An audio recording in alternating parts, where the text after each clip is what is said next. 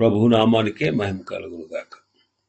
కూడి వచ్చిన మీ అందరికీ, కర్మల ఆత్మీయ సహవాస సంఘ విశ్వాసులందరికీ మన ప్రభువును ఆయన ప్రియ కుమారుడునైన యేసుక్రీస్తు వారి శ్రేష్టమైన నామంలో శుభములు మరియు అందరికీ వందనాలండి. సామెతల గ్రంథం 31వ అధ్యాయాన్ని మనం ధ్యానం చేసుకుందాం.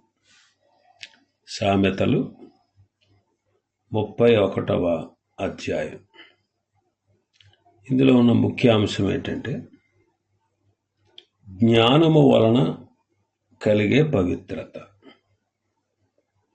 జ్ఞానము వలన కలిగే పవిత్రత. ఇంకా ఒక తల్లి తన కుమారునికి చేసినటువంటి ఉపదేశం. ఒక తల్లి తన కుమారునికి చేసిన ఉపదేశం ఇందులో మనం ముఖ్యాంశంగా చూడొచ్చు. మొదటి 9 వచనాల్లో రాజ్య పరిపాలన విషయాల్లో ఉండవలసిన క్రమము మనం చూస్తాం. రాజ్య పరిపాలన చేసే వాళ్ళకి ఉండవలసినటువంటి క్రమం. ఆ తర్వాత 10వ వచనం నుంచి ఆఖరి వరకు గుణవతి అయిన భార్య, ఆమెకు ఉన్న లక్షణాలు, ఇవన్నీ మనం చూస్తాం. మొదటి వచనంలో మనం చదువుతున్నాం, రాజు అయిన లెమూయేలు మాటలు అని చదువుతున్నాం.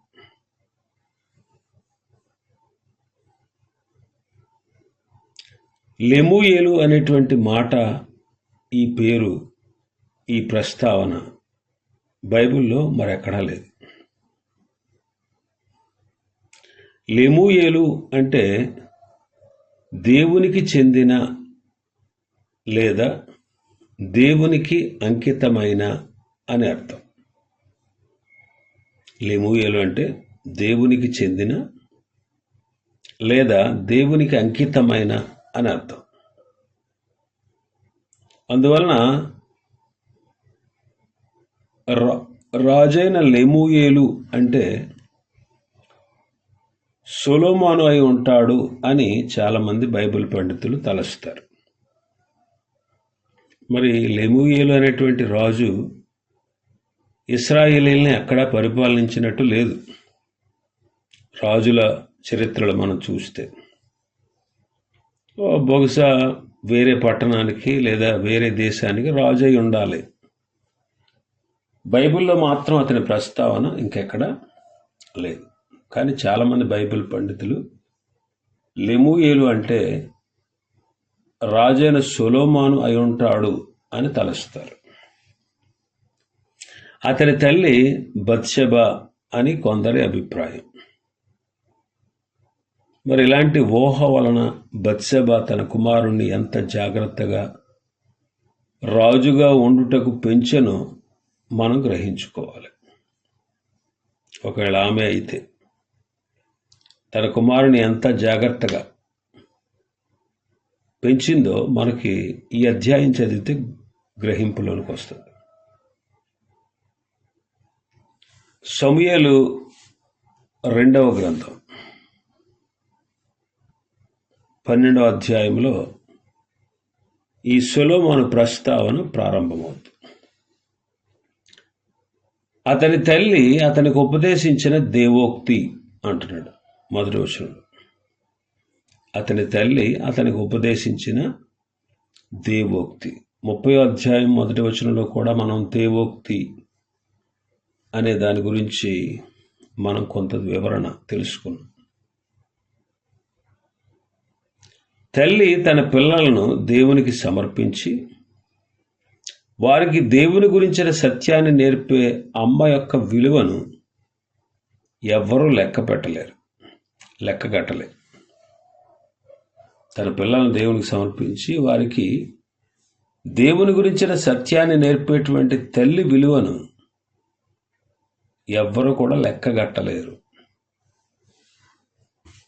ప్రభు చెప్పిన మాట కూడా అదే. ద్వితీయోపదేశకాండం 6వ అధ్యాయం 6-7 వచనాలు మనం చూస్తే, నేడు నేను నీకు ఆజ్ఞాపించి ఈ మాటలు నీ హృదయములో ఉండవలెను. నీవు నీ కుమారులకు వాటిని అభ్యసింపచేసి, నీ ఎంట కూర్చుండినప్పుడు, త్రోవను నడుచునప్పుడు, పండుకున్నప్పుడు, లేచినప్పుడు వాటిని గూర్చి మాట్లాడాలి. సూచనగా వాటిని నీ చేతికి కట్టుకోవాలి. కుమారులకు, పిల్లలకు అభ్యసింప చేయాలి. మనం ఇంట్లో కూర్చున్నప్పుడు కానీ, త్రోవలో నడుస్తూ ఉన్నప్పుడు కానీ, పండుకొనుచున్నప్పుడు కానీ, లేచినప్పుడు కానీ వాటిని గూర్చే మాట్లాడాలి. దేవుడు ఆజ్ఞాపించిన మాటలు, వాటి గురించి మాట్లాడాలి. ఇంకా సూచనగా వాటిని నీ చేతికి కట్టుకో. సూచనగా కట్టుకోవాలంట. ఏం కట్టుకోవాలి? దేవుని యొక్క వాక్యం. దేవుని యొక్క వాక్యం నీ కన్నుల నడుమ బాసికంలా ఉండాలి. నీ ఇంటి ద్వారబంధముల మీద, నీ పట్టణపు గౌనుల మీద వాటిని వ్రాయాలి అంటున్నాడు. కాబట్టి పిల్లలకు దేవుని గూర్చినటువంటి సత్యాల్ని తెలియపరచాలి. సమూయేలు మొదటి గ్రంథంలో హన్నాను చూస్తాం. సమూయేలు మొదటి గ్రంథం 1వ అధ్యాయం 21వ వచనాన్ని నుంచి మనం చదివితే, ఎల్కానా ప్రతి ఏటా తన ఇంటి వారందరితో కలిసి షిలోహులోకి వెళ్ళేవాడు. అక్కడ బలులర్పించుటకు, మ్రొక్కుబడి చెల్లించుటకు కుటుంబ సమేతంగా వెళ్ళేవాడు. అయితే దేవుడు హన్నాను దర్శించి బిడ్డనిచ్చిన తర్వాత, ఆ బిడ్డ పాలు విడిచే వరకు నేను రాను, వాడు ఎప్పుడైతే దేవుని సన్నిధిలో వాడు కనబడతాడో ఆడక్కడి నుంచి మళ్ళీ ఇక్కడికి తిరిగి రాకుండా ఉండినట్లుగా అప్పుడు నేను తీసుకుని వస్తాను అని తన భర్తతో చెప్పి వెళ్లకుండా ఉంది. ఎల్కానా కూడా, సరే అయితే నీ ఇష్టం, నీ దృష్టికి ఏది మంచిదో అది చెయ్యి, నీవు పాలు మాన్పించే వరకు నిలిచి ఉండు, దేవుడే తన వాక్యాన్ని స్థిరపరుస్తాడని ఆమెతో అంటాడు. ఆమె అక్కడనే ఉండి తన కుమారుడికి పాలు మాన్పించే వరకు అతన్ని పెంచుచుండెను అని పరిశుద్ధాత్ముడు ఇక్కడ రాయించారు. తల్లి తన కుమారుణ్ణి సొలొమోన్ని, హన్నా ఏం చేస్తుంది? పెంచుచుండెను. పాలు మాన్పించిన తర్వాత ఇంకా చిన్నవాడై ఉన్నప్పుడే ఆ బాలుని ఎత్తుకుని 3 కోడెలను, తూంబడి పిండిని, ద్రాక్షరసపు తిత్తిని తీసుకుని షిలోహులోని మందిరానికి వచ్చింది. ఇక్కడ గమనించాలి, పాలు మాన్పించింది, తర్వాత ఇంకా వాడు చిన్నవాడై ఉన్నాడు, ఆ బాలుని ఎత్తుకుంది అంటున్నాడు. ఎత్తుకుంది అంటే ఎత్తుకునే వయస్సు అన్నమాట. అంటే ఒక 3-4 సంవత్సరాలు. అక్కడ ప్రభు సన్నిధిలో ఏలీతో అంటది, నా ఏలినవాడా, నీ యొద్ద నిలిచి యెహోవాకు ప్రార్థన చేసిన స్త్రీని నేనే. ఈ బిడ్డను దయచేయమని యెహోవాతో నేను చేసిన మనవి ఆయన నాకు అనుగ్రహించాడు. కాబట్టి నేను ఆ బిడ్డను యెహోవాకు ప్రతిష్ఠించుచున్నాను. తాను బ్రతుకు దినములన్నిట వాడు యెహోవాకు ప్రతిష్ఠితుడు అని చెప్పింది. అక్కడ ఆఖరి లైన్లో ఉంటుంది ఒక మాట ఏంటంటే, అప్పుడు వాడు యెహోవాకు అక్కడనే మ్రొక్కెను అని మనం చదువుతాం. అంటే తల్లి వాడిని పెంచింది. ఒడిలో ఉన్నప్పటి నుంచే, పాలిస్తూ ఉన్నప్పటి నుంచే అతన్ని పెంచింది. పెంచి పాలు మాన్పించిన తర్వాత నీవు దేవుని సన్నిధిలో ఉండాలి, దేవుని పని చేయాలి, దేవుని కొరకు వాడబడాలి, దేవునికి ప్రతిష్ఠితుడు అయి ఉండాలని చిన్నప్పటి నుంచే వానికి ఆ తల్లి నేర్పించింది. అప్పుడు వాడు యెహోవాకు అక్కడనే మ్రొక్కెను అని చెబుతాం. సమూయేలులో ఉన్నటువంటి లక్షణాలు చూస్తే అద్భుతంగా ఉంటాయి. ప్రార్థనతో సమూయేలుని కన్నది, సంపాదించుకుంది. ప్రార్థననే కన్నది. అంటే సమూయేలు ప్రార్థనా పరుడు. అందుకే ఆయన ఇచ్చిన స్టేట్మెంట్ ఎంత గొప్పదో తెలుసా? నా మట్టుకు నేను మీ కొరకు ప్రార్థన చేయకపోతే అది నాకు పాపం అయిపోద్ది అంటాడు. పాపము చేయకపోవుట పాపము, క్షమించాలి, ప్రార్థన చేయకపోవుట పాపము అనేటువంటి స్టేట్మెంట్ ఈ గొప్ప సమూయేలు గారు ఇచ్చింది. ప్రార్థన చేయకపోవడం పాపం. మనకి ఎప్పుడన్నా అనిపించిందా, అరే ఈరోజు ప్రార్థన చేయలేకపోయాను, నేను పాపం చేశానని ఎప్పుడన్నా అనిపించిందా? ఈజీగా మనం ప్రార్థన చేయడం మానేస్తాం. ఈజీగా ప్రార్థన చేయకపోయినా పర్వాలేదులే అనేటువంటి ఆలోచన మనది. ప్రార్థించకపోతే నా గురించి దేవునికి తెలీదా? ప్రార్థన చేసే సమయం కూడా నాకు లేదని ఆయనకు తెలుసు. ఇలాగ మనం సమర్థించుకుంటామే తప్ప సమూయేలు వంటి ఆలోచన నేటి దినాల్లో 99% క్రైస్తవులకు లేదు. ప్రార్థన చేయకపోవడం పాపము అనేటువంటి ఆ ఆలోచన చాలామందికి లేదన్నమాట. అందుకే వాళ్ళు ప్రార్థన చేయట్లేదు. ప్రార్థన చేయకపోబట్టే వారి జీవితం అంత ఫలవంతంగా ఉండట్లేదు. మన బ్రతుకులు మారట్లేదు, మన స్థితిగతులు చక్కబడట్లేదు, బిడ్డలలో మార్పు కలగట్లేదు, కుటుంబంలో సమస్యలు పోవడం లేదు. మనంతట మనమే ప్రతి సమస్యకు మనమే పరిష్కరించుకోగలం అనేటువంటి ఆలోచనే తప్ప దీన్ని దేవునికి అప్పగించాలి, దేవుణ్ణి అడగాలి, దేవునికి ప్రార్థించాలి, దేవుని చేతిలో పెట్టాలి అనేటువంటి ఆలోచన చాలామందికి లేదు. దేవుని చేతిలో పెడితేనే కదా దేవుడు చూసుకునేది, దేవుడు చేసేది. ఇలాగా ప్రార్థనా లేమితో అనేక మంది క్రైస్తవులు నేటికి కనిపిస్తూనే ఉన్నారు. కాబట్టి ప్రార్థనా లేమి అనేది పాపము. అలా పెంచింది తల్లి. వాడు అక్కడ ఆ చిన్నవాడు బాలుడు 4 సంవత్సరాలు అనుకుంటా, లేకపోతే 5 సంవత్సరాలు, అక్కడనే మ్రొక్కాడు, ప్రార్థించాడు, మోకరించాడు. అంటే దేవుని సన్నిధిలో దేవుని ఎదుట మనం ప్రార్థించాలనేటువంటి ఆ ఆలోచన ఆ బాలుల్లో కలగజేసింది తన తల్లి. పెంచుచుండెను అని చదివాం. పెంచుచుండెను, బిడ్డల్ని పెంచాలి, పెరగకూడదు. ఒకసారి తేడా గమనించాలి మనం. పెంచిన చెట్టుకి పెరిగిన చెట్టుకి తేడా ఉంటుంది. పెంచిన చెట్టును ఒక క్రమమైన రీతిగా పెంచుతాడు ఆ రైతు,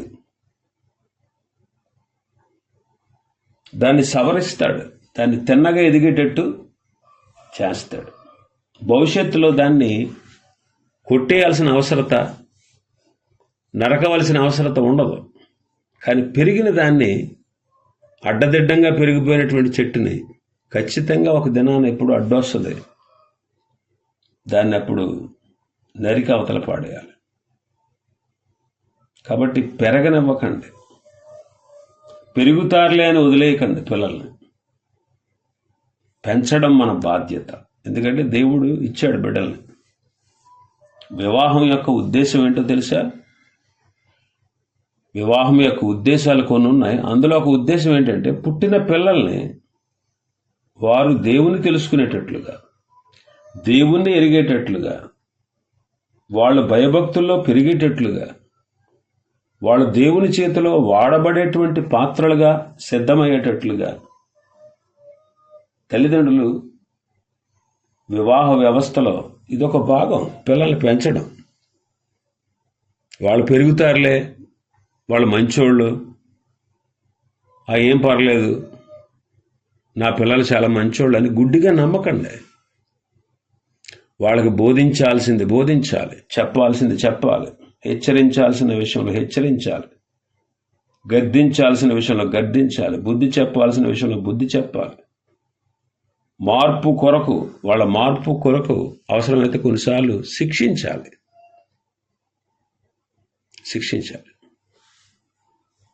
కాబట్టి తల్లి చూడండి ఎంత చక్కగా ఉపదేశిస్తూ ఉంది. తిమోతి రెండవ పత్రిక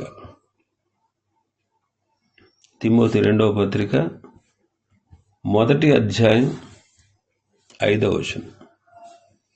నా ప్రార్థనల యందు ఎడతెగక నిన్ను జ్ఞాపకం చేసుకొనుచు నీ కన్నీళ్లను తలంచుకొని నాకు పూర్ణానందము కలుగుటకై నిన్ను చూడవలనని రేయింబగళ్ళు అపేక్షించుచు నీ యందున్న నిష్కపటమైన విశ్వాసమును జ్ఞాపకం చేసుకుని నా పితురాచార ప్రకారము నిర్మలమైన మనస్సాక్షితో నేను సేవించుచున్న దేవుని ఎడల కృతజ్ఞుడనై ఉన్నాను.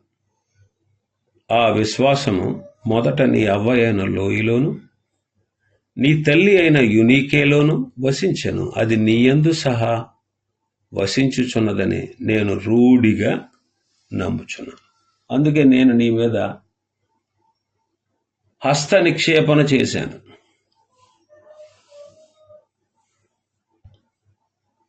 అందుకే దేవుడు నీకు కృపావరాలు ఇచ్చాడు. ఆ కృపావరాలను నువ్వు ప్రజ్వలింపచేయి. ఆ విషయాన్ని నేను నీకు జ్ఞాపకం చేస్తున్నాను.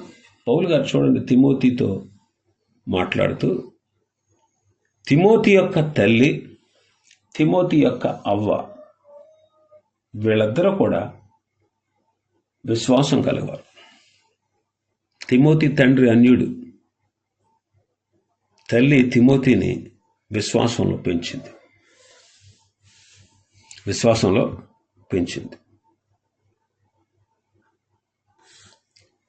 ఇంకొక మాట మనం చదవచ్చు తిమోతిని గురించి. 2వ పత్రిక 3వ అధ్యాయం 15వ వచనం. క్రీస్తు యేసునందు ఉంచవలసిన విశ్వాసము ద్వారా రక్షణార్థమైన జ్ఞానము నీకు కలిగించుటకు శక్తిగల పరిశుద్ధ లేఖనములను బాల్యము నుండి నీవు ఎరుగుదువు. శక్తిగల పరిశుద్ధ లేఖనములు బాల్యము నుండి ఎరిగినవాడు తిమోతి. అందుకే చిన్న వయసులోనే బిషప్ అయ్యాడు. బిషప్ అంటే సామాన్యమైన విషయం కాదు, గొప్ప సంగతి అన్నమాట, గొప్ప సంగతి. కాబట్టి గమనించండి, పిల్లల్ని పెంచాలి. తిమోతిని తల్లి పెంచింది. ఇక్కడ విశ్వాసంలో పెంచింది. విశ్వాసం, అందుకే పౌలు గారు ఏమని సాక్ష్యం ఇస్తున్నాడు? ఇదిగో నీలో ఉన్నటువంటి ఈ విశ్వాసం మొదట నీ యొక్క అవ్వలో ఉంది, తర్వాత నీ తల్లిలో ఉంది. అది నీ యందు సహా వసించుచున్నది అని గుర్తించాడు పౌలు గారు. ఇంకా అంటాడు, బాల్యము నుండి కూడా శక్తి గల పరిశుద్ధ లేఖనాల్ని నీవు ఎరుగుదువు, నీవు నేర్చుకున్నావు. అందుకే అంటాడు 14-15 వచనాలు, తిమోతి 2వ పత్రిక 3వ అధ్యాయం 14-15 వచనంలో పౌలు గారు అంటారు, నీవు నేర్చుకొని రూఢి అని తెలుసుకున్నవి ఎవరి వలన నేర్చుకుంటివో ఆ సంగతి తెలుసుకొని వాటి యందు నిలుకడగా ఉండు. కాబట్టి తల్లిదండ్రులు బాధ్యత ఏంటో తెలుసా? బిడ్డల్ని పెంచాలి. ఎలా పెంచాలో తెలుసుకోవాలి. నేటి దినాల్లో ఉన్నటువంటి పిల్లలు చాలా తెలివైన వాళ్ళు. వాళ్ళు ఎలాంటి వాళ్ళు అంటే, నీవు ప్రభువుని అంగీకరించావు, నీ బిడ్డలు నీ మార్గానికి ఇష్టపడకపోవచ్చు. ఏంట్రా, మా తల్లిదండ్రులు మందిరానికి వెళ్తా, మమ్మల్ని కూడా మందిరానికి తీసుకెళ్ళి, మమ్మల్ని కూడా సండే స్కూల్కి అని పంపించి, మమ్మల్ని యూత్ మీటింగ్ అని పంపించి, ఎందుకురా మా మీద రుద్దేస్తున్నారు అని కొంతమంది పిల్లలు అయిష్టంగా దేవుని సాన్నిధ్యానికి వస్తూ ఉంటారు. అయిష్టంగా వస్తారు. వాళ్ళకి ఇష్టం ఉండకపోవచ్చు, వాళ్ళకి ఇంట్రెస్ట్ లేకపోవచ్చు, కానీ తల్లిదండ్రుల బలవంతం మీద వస్తూ ఉంటారు. అలాంటి వాళ్ళు ఏం చేస్తారో తెలుసా? ఎప్పటికైనా సరే నేను దేవుడి నుంచి, అంటే ఈ కండిషన్స్ నుంచి, ఈ సండే స్కూలు, యూత్ మీటింగు, ఈ బలవంతంగా చేయించేటువంటి వీటి నుంచి నేను ఎప్పటికైనా విముక్తి పొందాలి అనుకుని ఒక ప్లాన్ వేసేస్తారు. ఏంటా ప్లాను? సండే స్కూల్లో కానీ, యూత్ మీటింగ్లో కానీ ఏదైనా ఒక ఇష్యూ జరిగిందనుకోండి, చిన్న ఇష్యూ ఏదైనా జరిగిందనుకోండి, వాళ్ళ తప్పు చెప్పకుండా సండే స్కూల్లో జరిగినటువంటి ఇష్యూలో పాస్టర్ గారు కానీ, లేకపోతే సండే స్కూల్ టీచర్ కానీ ఏదైనా అంటే ఆ విషయాన్ని పట్టుకొచ్చి చెప్తారు తల్లిదండ్రులు.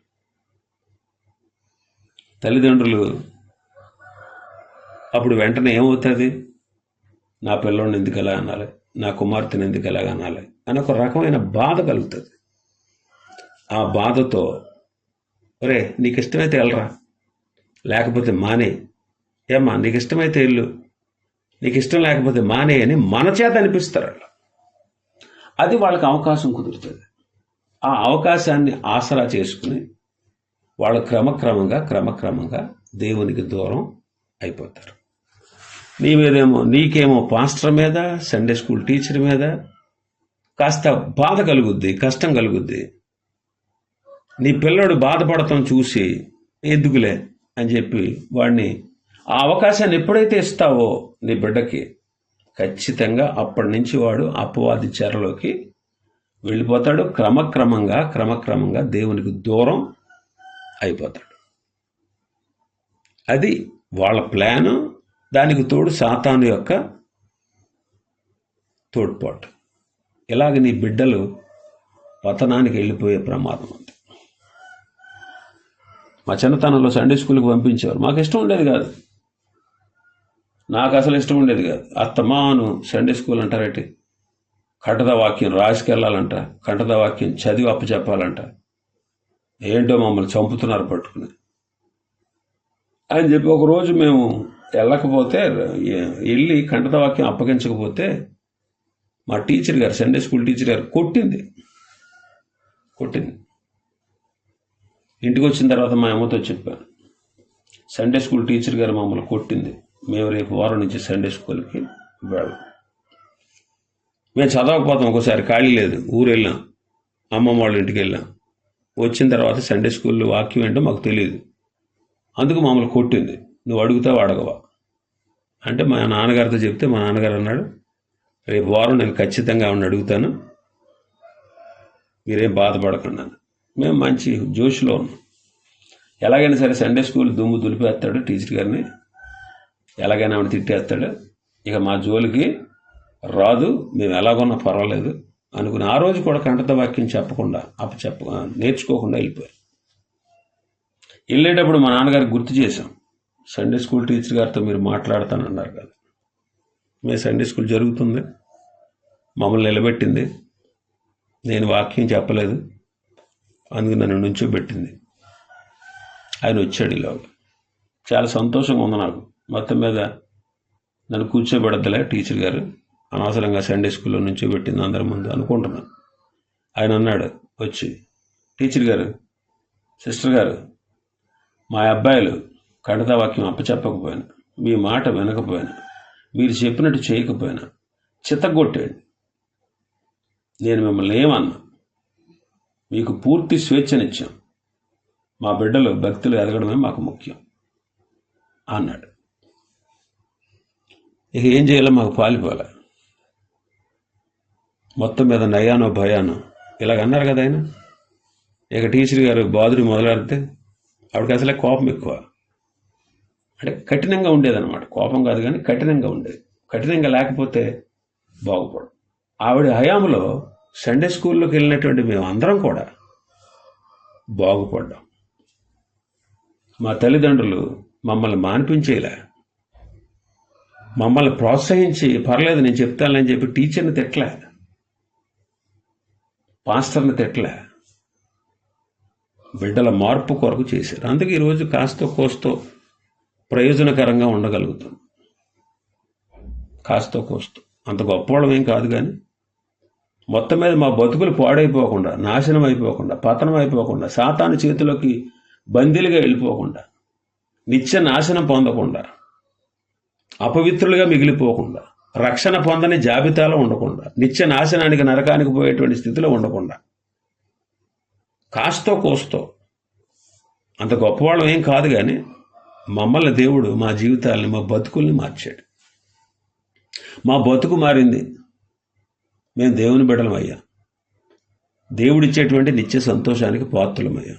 ఆ పరలోక రాజ్య వారసత్వం మాకు దొరికింది. ఇదనమాట తల్లిదండ్రులు తమ పిల్లలను పెంచే విధానం. అతి గారాబం చేసి లేక పుట్టాడు. ఎవరో నువ్వు పుట్టించేసావా? నీ వల్ల అవుతుందా పుట్టించడానికి? దేవుని అనుగ్రహం లేకుండా బిడ్డలు కలుగుతారా? కుమారులు యెహోవా అనుగ్రహించు స్వాస్థ్యం, గర్భఫలం ఆయన ఇచ్చే బహుమానం. ఆయన ఇవ్వకుండా నీకు పిల్లడు ఎలా వస్తాడు? పిల్ల ఎలా వస్తుంది? మరి లేక పుట్టాడంటే ఎందుకు పుట్టాడు? దేవుడిస్తేనే పుట్టాడు. దేవుడు పంపిస్తేనే భూమి మీదకి వచ్చాడు, నీ గర్భంలో పడ్డాడు. మరి దేవునికి అప్పగించాలి కదా. దేవుని కొరకు నువ్వు బిడ్డ దేవుడు వరంగా ఇచ్చాడు, నీకు బహుమానంగా ఇచ్చాడు. ఆ బహుమానాన్ని ప్రభు కొరకు పెంచొద్దా? కొన్నిసార్లు కఠినంగా వ్యవహరించాలి, కొన్నిసార్లు తిట్టాలి, శిక్షించాలి, గద్దించాలి, బుద్ధి చెప్పాలి, వాక్యంతో పెంచాలి, విలువలతో పెంచాలి. నైతిక విలువలు అవసరం, దైవ సంబంధమైన వాక్య జ్ఞానం ఆ బిడ్డకు అవసరం, లోక జ్ఞానం లోకంలో బ్రతకడానికి అవసరం. ఇవన్నీ పెంచాలి కదా, ఇవన్నీ సమపాళలో ఉంచాలి. దీంట్లో ముఖ్యమైనది దేవుని యొక్క మార్గం. అదండి అంతగా పెంచినటువంటి తల్లి అన్నమాట.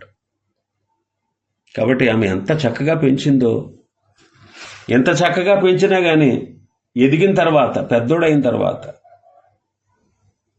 చిన్నప్పుడు బాగా పెంచింది, అందుకే గొప్పోడయ్యాడు. సొలొమోను వంటి జ్ఞాని ఉన్నాడా? అంత గొప్పగా తల్లి పెంచింది. ఎంత గొప్పగా తల్లి పెంచిన అపవాది ఏం చేశాడు? చివరిలో వృద్ధుడైనప్పుడు దేవుని మాట వినకుండా అయిపోయాడు. అదే కదా చెప్పాడు తను కూడా, ప్రసంగిలో చెప్తాడు. తర్వాత మనం ప్రారంభించబోయేటువంటి పుస్తకం ఏంటంటే ప్రసంగి.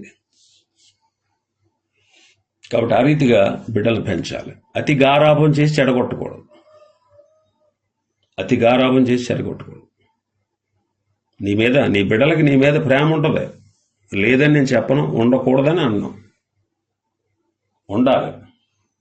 ఉండాలి, ఖచ్చితంగా ఉండాలి. నీ బిడ్డల మీద ప్రేమ ఉండాలి. ప్రేమిస్తేనే బిడ్డని శిక్షిస్తావు.